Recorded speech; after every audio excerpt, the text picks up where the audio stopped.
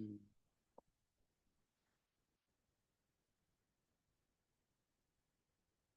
사람들은 그리스도 안에 있지 않냐면 언제든지 고민하고 갈등하게 되어지는 것 같습니다. 왜냐하면 문제가 있기 때문에 문제를 해결할 수 있는 방법을 찾기 위해서 고민하다 보면 갈등이라는 걸 하게 되어지는 것 같습니다. 누구든지 그러는 것 같아요. 음.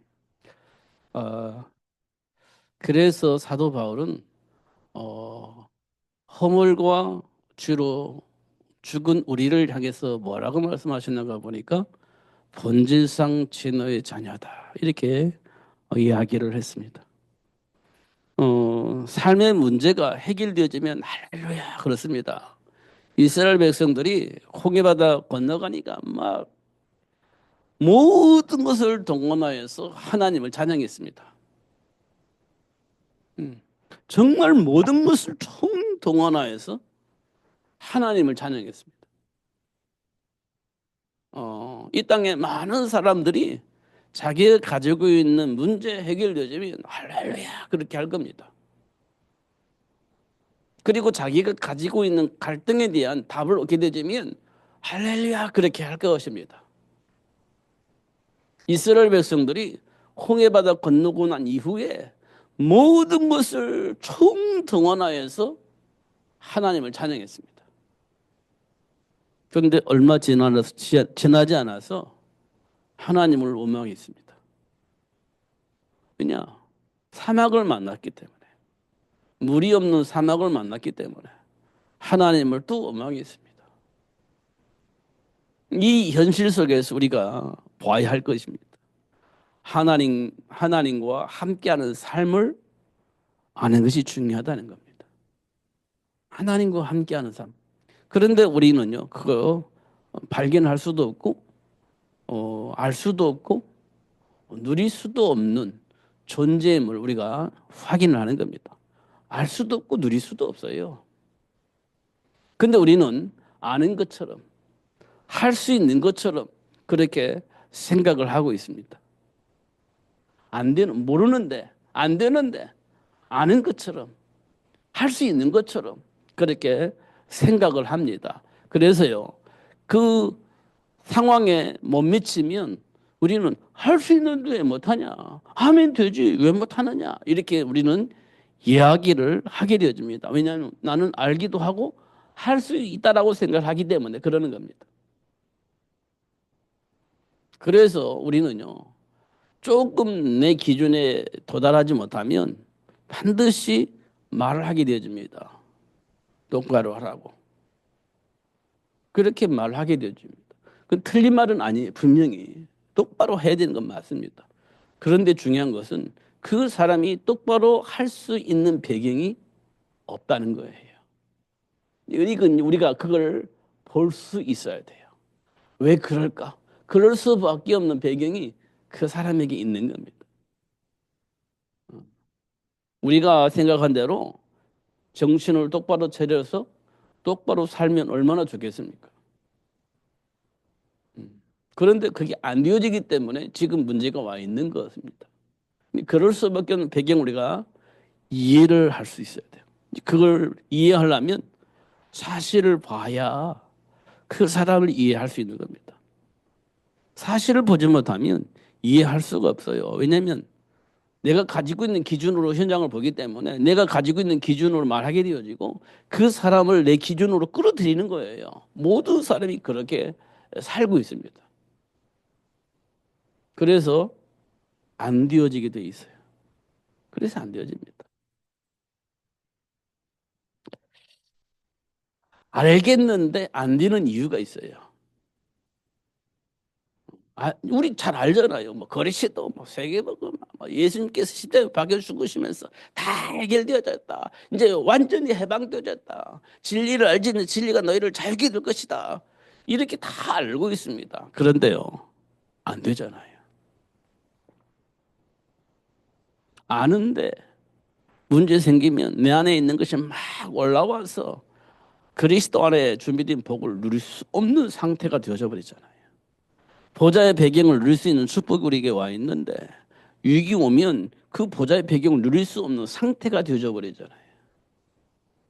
그러면 뭐가 나와요? 내 안에 있는 것이 막 나오죠. 내 안에 있는 본질들이 막 나오게 되죠. 그때는 이제 아무것도 할 수 있는 게 없어요. 그래서 우리는 장악되어졌다 이렇게 표현하는 겁니다. 장악되어졌다. 그래서 뭐 빠져나오는 겁니다. 그래서 막 하고 싶은 거 다 한 다음에 이제 정신 차려져서 아, 내가 왜 그랬을까 이렇게 되는 겁니다. 이런 모습들을 우리가 수없이 발견합니다. 수없이. 하나님께서 왜 이스라엘 백성들을 홍해바다 건너게 하고 광야 40년을 가게 하셨을까요? 분명한 이유가 있습니다. 어떤 이유요? 가나안을 정복할 수 있는 삶의 비밀을 깨달아야 되기 때문에 삶의 비밀을 깨달아야 되기 때문에 광야 40년을 가게 하신 겁니다. 그래서 가나안 정복할 수 있는 삶의 비밀을 회복할 수 있도록 그렇게 역사를 하셨습니다. 그래서 가나안 땅을 정복할 수 있는 삶의 비밀이 회복되어지니까 이스라엘 백성들을 하나님께서 가나안 땅으로 이렇게 이끌어 가시는 걸 볼 수 있습니다. 첫 번째 테스트가 뭐냐? 첫 번째 테스트가 요단강을 건너가는 겁니다. 첫 번째 테스트. 이게 뭐냐? 하나님과의 관계가 회복되어져 있는지 그렇지 않은지를 확인하는 겁니다. 그게 첫 번째가 요단강입니다. 그래서 요단강 건너가게 하십니다. 어떻게 건너가게 하셨죠? 건너가면 발을 디디면 발을 넣으면 요단강이 갈라진다라고 하는 메시지를 주시고 강이 흐르는데 넘실거리는데 들어가는 겁니다. 이스라엘 백성들이 하나님의 말씀 듣고 요단강으로 들어가는 거예요. 그러니까 하나님이 약속하신 말씀대로 요단강이 갈라지는 겁니다. 그게 첫 번째 테스트였어요. 뭐냐? 하나님과의 관계 속에서 이 가나안 땅을 정복하는 삶의 비밀을 알았는지 몰랐는지 깨달았는지 못 깨달았는지 첫 번째 확인이었습니다.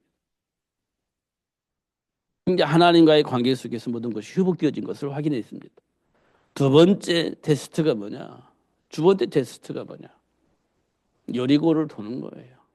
일주일에 하루에 한 번씩. 마지막 날에는 7바퀴 돌고 소리치는 거예요.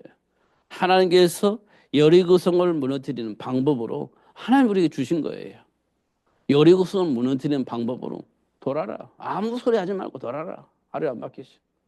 그리고 마지막 날은 1바퀴 돌고 소리를 쳐라. 그러면 여리고성이 무너진다. 이게 두 번째 하나님 이스라엘 백성들에게 주신 방법입니다. 그리고 이스라엘 백성들이 하나님의 말씀대로 한 바퀴씩 돌고 마지막에 7바퀴 돌고 소리치는 겁니다. 그런데 여리고성이 무너지는 겁니다. 그게 두 번째 테스트입니다. 마지막 테스트가 있습니다. 마지막 세 번째 테스트가 있습니다. 여리고성을 무너뜨렸을 때 많은 재물이 있을 것이다. 많은 물건이 있을 것이다. 절대 욕심내지 말아라. 그리고 자기 것을 절대 취하지 말아라. 하나님이 준비한 창고에 모든 것을 다 쓸어 담아라. 이렇게 얘기를 했습니다. 절대로 자기 것으로 만들지 말아라. 하나라도 취하지 말아라. 전부 다 하나님이 준비한 창고에 담아넣어라. 이렇게 얘기를 했습니다. 그런데 아간이라는 사람이요. 그 좋은 털옷을 이렇게 숨겨놓은 겁니다. 몰랐지 아무도 모르잖아요. 누가 뭘 어떻게 했는지. 그 전쟁통에 무슨 숨겨놨는지 누구 뺏어갔는지 어디다 숨겼는지 어떻게 알아요. 그렇게 이제 하고 어, 여리고성 무너뜨리고 이제 조그만 성 아이성을 치러 가는데요. 실패하는 겁니다. 그 조그만 아이성을 공격하는데 완전히 실패하는 겁니다. 이게 여호수아가 하나님께 질문해요. 왜 그렇습니까? 왜 우리가 실패했습니까? 첫 번째, 기도하지 않았다. 그래서 여호수아가 회개를 했습니다. 두 번째, 그게 뭡니까? 이 백성들 가운데 내 말을 듣지 않고 훔친 자가 있다. 훔친 자가 있다. 누군지를 모르죠. 그런데 제비를 뽑았어요. 제비를 뽑으니까 누가 당첨됐냐? 아간이. 그 숨긴 아간이 당첨됐어요. 들켰습니다. 그래서 제거했어요. 근데 어느 정도 제거했냐? 그 족속을 다 죽인 거. 왜 그랬을 것 같습니까? 야, 하나님 너무 잔인하잖아요. 다 죽여버렸습니다. 왜 그랬을 것 같아요? 이게요. 두르면 어떤 일이 벌어져요? 두르면 그 계속 봐주고 또 봐주고 또 기회하면 뿌리 내리면 어떤 일이 벌어져요? 하나님과의 관계 멀어져 버리는 거예요. 하나님의 말씀을 왜곡시켜 버리는 거예요. 사단의 통로가 계속 들어오는 겁니다. 아예 그 싹을 잘라버린 겁니다. 그래서 아간의 그 가문을 싹 없애버린 겁니다. 그리고 나서 아이성을 정복할 수 있도록. 그래서 가나안 7족속을 선멸하고 하나님 나라가 회복될 수 있도록 역사하신 것을 확인할 수가 있습니다. 지금 우리 삶 속에서 일어나는 일들을 잘 봐야 됩니다. 우리는 세계를 복음할 수 있는 237 나라を 전종적으로 살릴 수 있는 삶의 비밀을 우리가 가지고 있어야 돼요. 주일날 우리가 할렐루야 한다고 해서 되냐? 안 된다고 했습니다. 그럼 할렐루야 하나님께 영광 이게 너무너무 좋은 단어고 우리가 당연히 해야 할 일인데 그것 가지고 안 된다는 겁니다. 왜 그랬을까요? 현장을 복음할 수 있는 비밀을 가진 자가 중요한 겁니다. 그리스도 안에 있는 그 비밀을 아는 자가 중요한 겁니다. 그 누리면서 영향을 입히는 자가 중요한 거예요. 모르면서 할렐루야 이거 가지고 안 된다는 겁니다. 내가 가지고 있어야 막 할렐루야 할 때 막 하나님의 영광이 드러나는 것이지. 나는 아무것도 안 가지고 있는데 할렐루야 한다고 해서 하나님의 영광이 드러나냐? 그렇지 않다는 겁니다.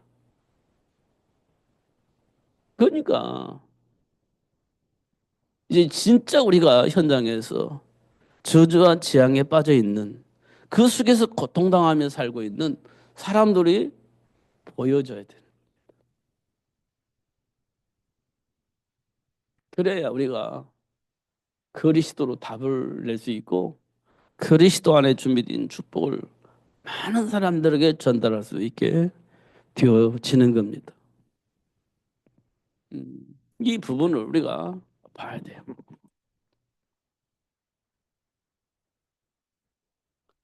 하나님께서 왜 우리에게 문제를 주셨을까? 이 말은 다시 말하면 왜 문제를 만나게 되었을까? 이게 이제 우리에게 굉장히 중요한 일이에요. 문제를 왜 주셨을까? 그 문제가 하필이면 왜 내 삶 속으로 들어왔을까? 이렇게 우리가 질문해 보는 겁니다. 이게 저주겠는가? 저주겠는가? 하나님이 나를 자녀 삼아 주셨는데 하나님이 나에게 문제를 주셨어. 그게 하나님께로부터 오는 저주겠는가? 그렇지 않습니다. 이때가 무슨 시간이냐? 응답을 받는 시간입니다. 응답을 받는 시간. 성경에 보니까요. 응답을 받은 그 사람들의 배후에는 반드시 이게 있었습니다. 문제가 있었습니다. 문제를 통해서 하나님이 하시는 일이 뭘까?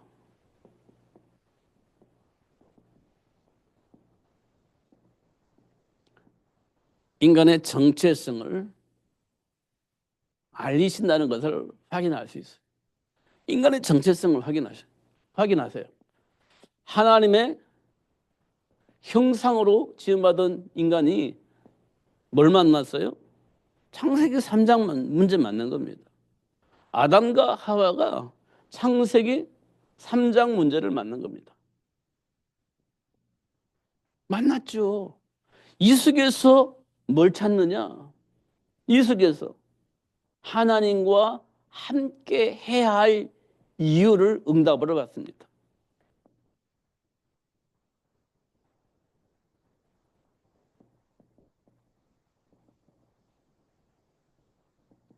하나님과 함께 할 이유를 응답으로 받아요.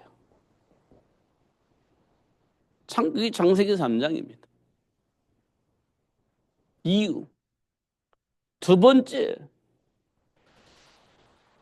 하나님을 대적하는 존재가 우리 삶의 현장에 있는데 그 존재가 하나님의 계획 속에 있는 우리 인간을 공격한다는 겁니다.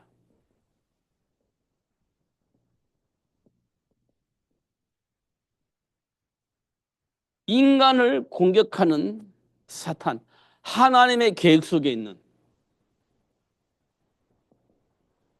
하나님의 계획 속에 있는 인간을 공격한다. 누가? 사탄이. 그게 어디 있냐? 우리가 살고 있는 현장에 있다. 이거 확인하는 겁니다. 하나님의 계획 속에 있는 나를 사단이 어떤 방법으로 어떤 통로로 어떻게 공격하는지를 응답을 받는 시간이에요. 그게 창세기 3장 사건이에요. 이거 우리 깊이 봐야 됩니다. 깊이.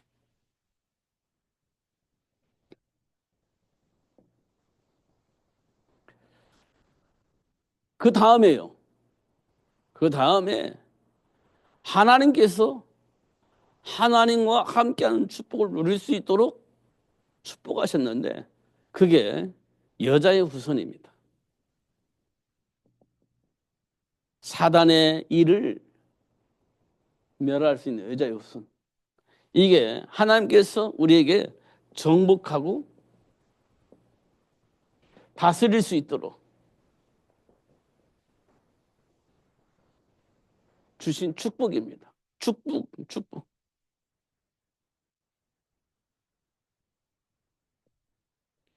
왜 이렇게 정복과 다스릴 수 있는 복을 주셨는지 확인할 수 있는 그런 현장입니다. 이게 창세기 3장의 문제입니다. 그러니까 지금 우리는 뭘 봐야 되냐? 하나님과 함께할 이유를 응답으로 받는 시간이에요. 그런데 중요한 것은 그 이유가 뭐냐? 하나님의 계획 속에 있는 나를 공격하는데 하나님의 말씀을 왜곡하여서 하나님 준비한 복을 누리지 못하게 할 뿐만 아니라 세계를 복음할 수 있는 그 일을 준비하지 못하도록 공격하는 겁니다. 육신적인 생각 속에서, 이기적인 생각 속에서 하나님이 준비한 그 복을 누리지 못하도록 공격하는 사단이 존재한다는 사실을 확인하는 겁니다. 그러면서 하나님께서 왜 우리에게 정복하고 다스릴 수 있는 권세를 주셨는지 확인할 수 있는 그런 축복을 누릴 수 있는 그런 현장이 창세기 3장 현장입니다. 이거 꼭 확인해야 됩니다. 그 다음에 두 번째는요. 창세기 6장입니다.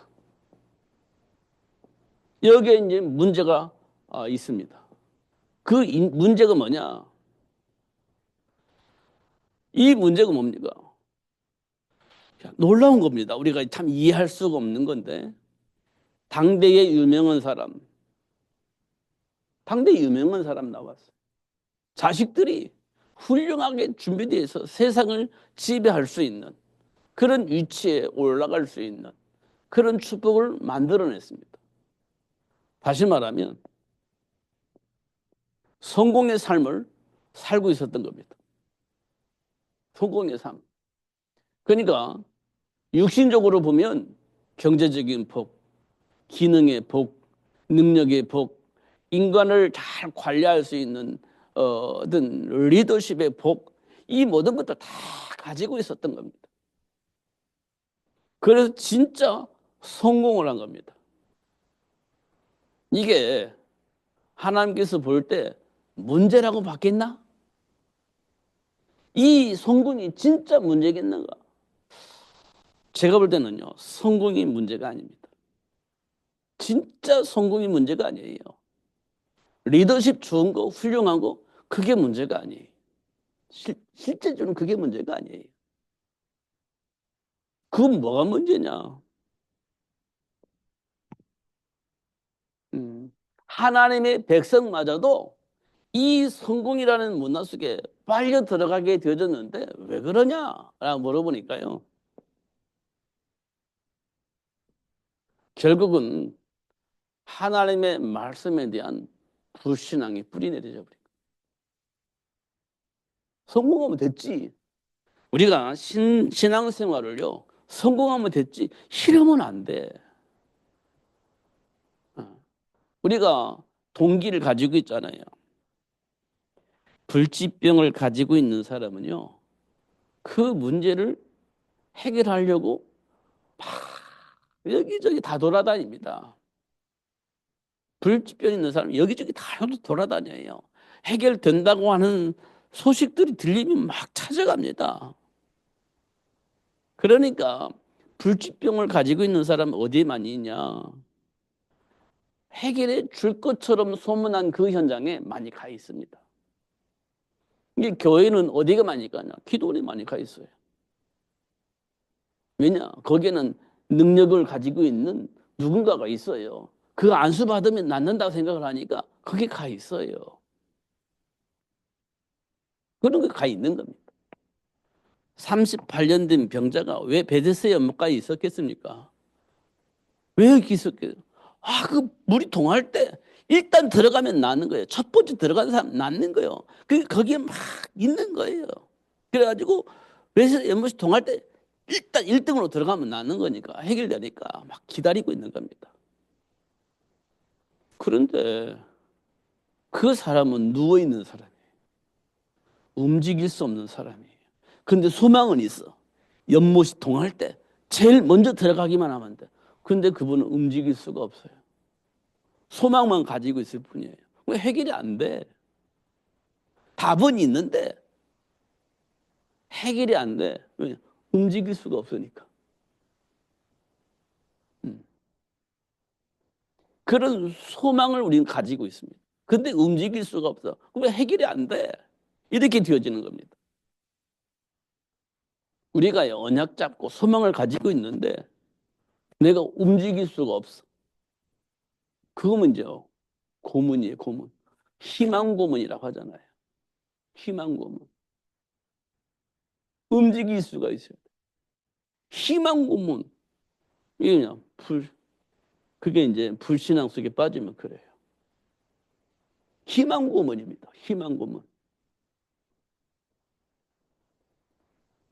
그렇습니다. 이런 것도 우리가 확인하는 게 창세기 3장 문제. 막 다 될 것 같아. 막 하면 되는 거지 뭐. 그런데 안 되는 겁니다. 불신앙에 사로잡혀 있어서. 하나님이 이걸 말씀을 하고 계시는 겁니다. 이거. 하나님이 약속하신 그 말씀에 대한 불신앙. 그런데 우리는 소망 가지고 막 할 수 있는 것처럼 막 하는 거예요. 분명히 맞죠. 그런데요, 내면에 하나님의 배경을 의지하기보다는 내 믿음으로 할 수 있다라고 말을 하고 있는 겁니다. 내 믿음으로 하면 되지, 할 수 있어 이렇게 하는 거예요. 하나님 의지하지 않습니다. 하나님이 하셔야 된다고 생각하지 않아요. 믿으면 된다 이렇게 얘기를 하는 겁니다. 그러니까 하나님은 말씀하시는데 그 말씀을 안 듣고 자기 이념 속에, 자기 생각 속에, 자기 고집 속에 믿음을 가지고 막 한다라고 생각을 하는 거예요. 하나님의 말씀을 안 듣고. 이게 창세기 6장 문제예요. 왜냐? 해보니까 다 되거든. 성공도 했고 얻을 것도 없고 누릴 수 있는 경제도 복도 있고 모든 걸 다 자기가 할 수 있는 거 다 해보니까 다 돼. 그러니까 하나님의 말씀도 내가 하면 되는 거지. 이렇게 되는 겁니다. 말씀 안 듣고 자기 생각대로 하는 거예요. 그게 창세기 6장 문제입니다. 그래서 어떻게 해요? 그래서 하나님께로부터 심판을 받아요. 육신적으로 보면 모든 것이 완벽한데 모든 것이 완벽한데 하나님께로부터 심판을 받아요. 왜 그랬을까요? 불신앙의 뿌리가 있어서 그래요. 하나님의 말씀을 안 믿어. 그래서 하나님께로부터 심판을 받습니다. 그런데 하나님은 이 현장에 노아를 불러가지고 방주를 준비하게 하십니다. 방주를 준비하게 하세요. 그럼 이 사건은 무슨 현장입니까? 하나님의 계획과 전혀 상관없이 성공을 이루은 그 현장을 보면서 하나님은 이걸 원하지 않는다는 것을 확인하고 하나님이 원하는 그 일을 위해서 하나님이 방주를 준비하셨다는 것을 확인할 수 있습니다. 이게 전환점이에요. 전환점. 근데 우리는 끝까지 이거를 고집하고 살고 있는 겁니다. 끝까지 고집하고 살아요. 성공 이거 가지고 끝까지 고집하고 살아요. 근데 하나님은요, 하나님 원하시는 그 일을 준비하신 거예요. 끝까지 고집하는 자들 어디에요? 박살 내는 거지. 그리고 하나님 원하시는 그 일을 할 수 있도록 방주를 준비하시는 하나님 역사를 보게 하신 겁니다. 그게 창세기 6장 사건이에요. 그러니까 성공이 전부 다인 것처럼 보이지만 그렇지 않아요. 하나님의 계획 속으로 들어가는 것이 중요하다 이렇게 볼 수가 있습니다.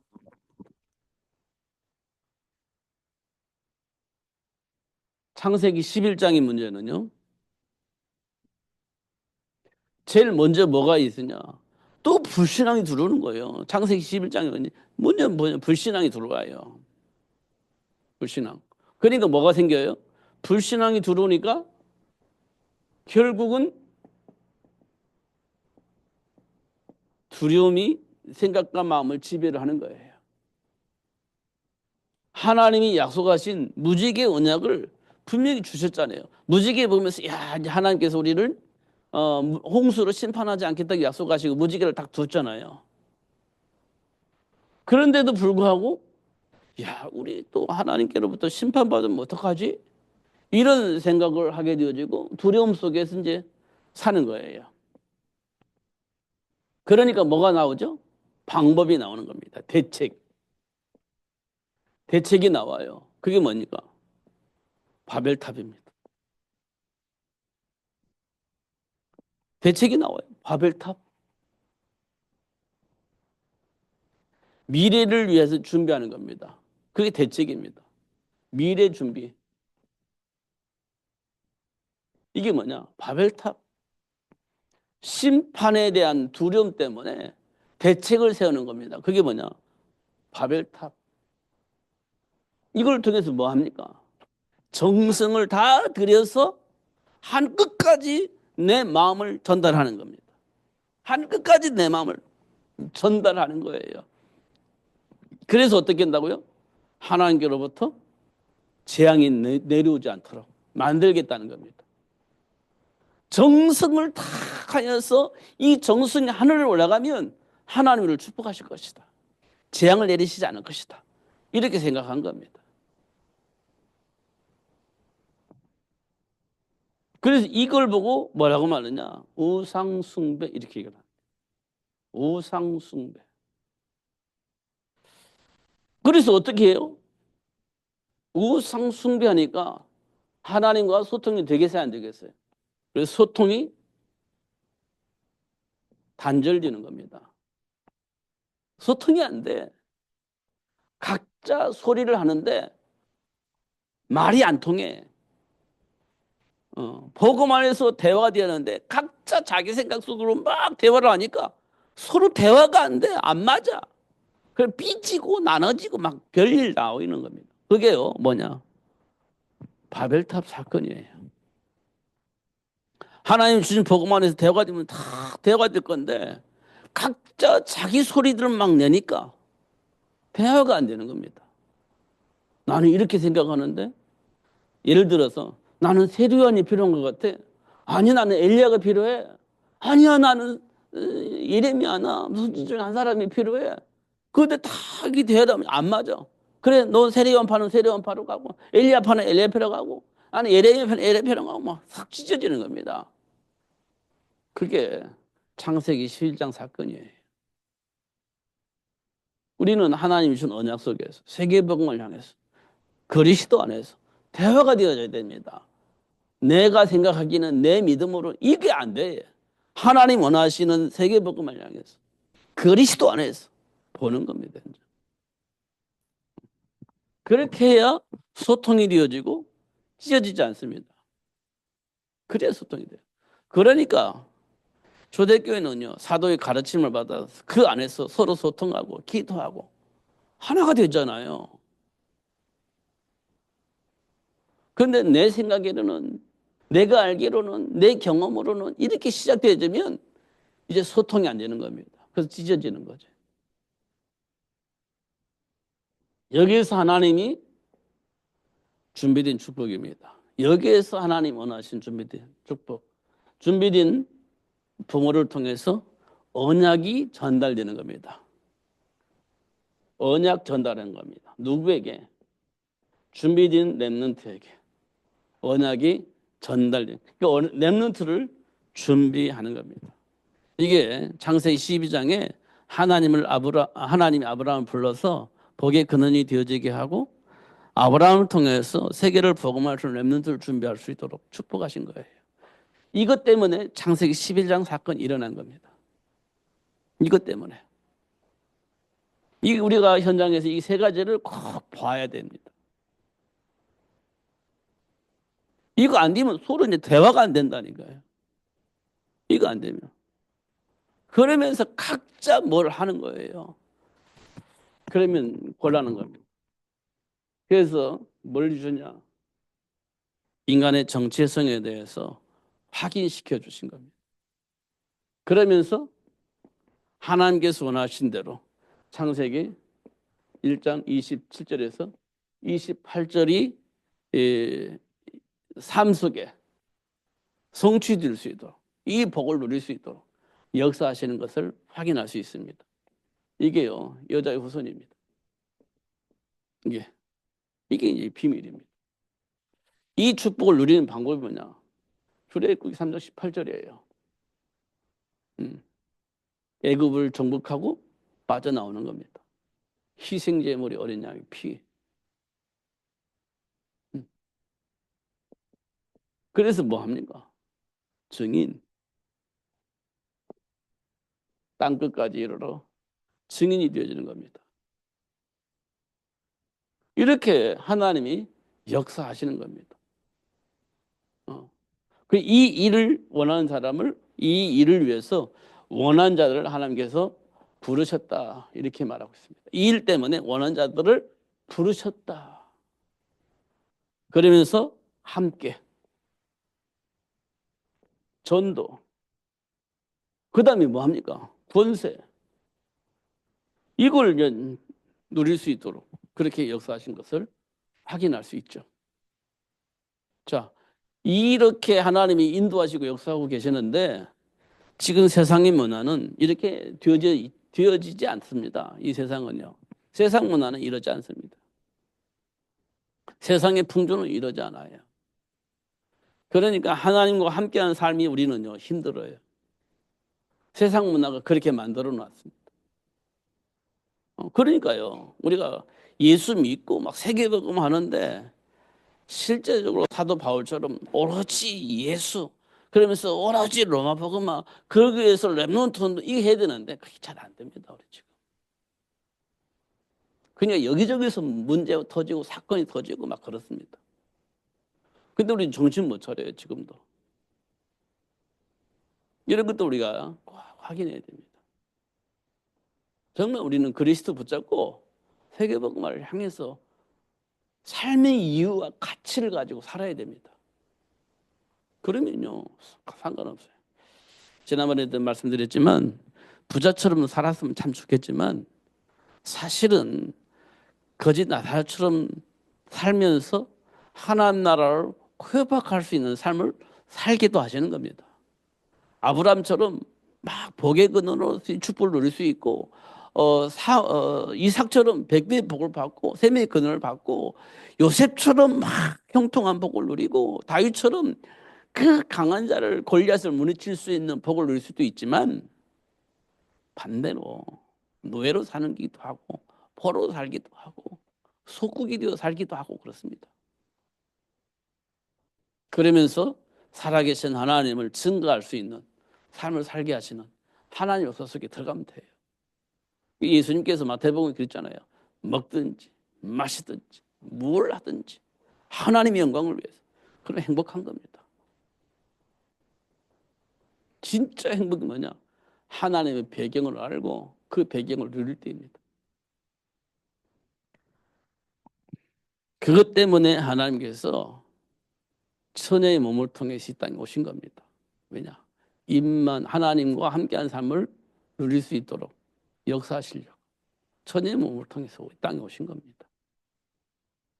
다시 한번 여러분 마음속 깊은 곳에 점검도 하시고 확인도 하시고 하나님이 주신 축복을 누리면서 날마다 승리하시는 여러분 되시기를 예수님 이름 축복합니다. 기도하겠습니다. 살아계신 하나님 아버지 감사합니다.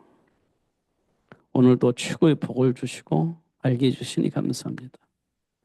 결코 속지 않도록 성령으로 충만하게 해 주시되 하나님의 약속하신 그 말씀 속에 숨겨져 있는 비밀을 발견하게 하시고 그 준비된 복을 응답을 받아 누리는 삶이 될 수 있도록 역사하여 주옵소서.